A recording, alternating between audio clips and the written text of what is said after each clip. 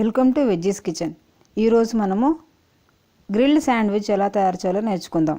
దీనికి కావాల్సిన పదార్థాలు: brown bread slices, capsicum slices, onion slices, tomato slices, cheese spread, cheese slices, green chutney, red chutney.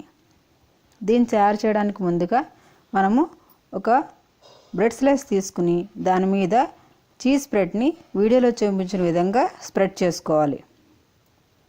ఈ విధంగా స్ప్రెడ్ చేసుకున్న దాని మీద క్యాప్సికమ్, టమాటో, ఆనియన్ స్లైసెస్ని పెట్టుకోవాలి. దాని మీదే రెడ్ చట్నీని స్ప్రెడ్ చేసుకోవాలి. ఆపై చీజ్ స్లైసెస్ని పెట్టుకోవాలి. ఇప్పుడు వేరొక బ్రెడ్ స్లైస్ తీసుకుని దాని మీద గ్రీన్ చట్నీని స్ప్రెడ్ చేసుకుని మనం ముందుగా తయారు చేసుకునే బ్రెడ్ స్లైస్ మీద పెట్టుకోవాలి.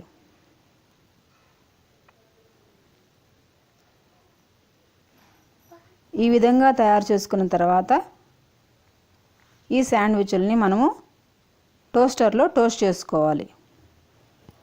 టోస్టర్ లేని వాళ్ళు పెనం మీద నెయ్యి కానీ వెన్న కానీ వేసి రెండు వైపులా కాల్చుకోవచ్చు.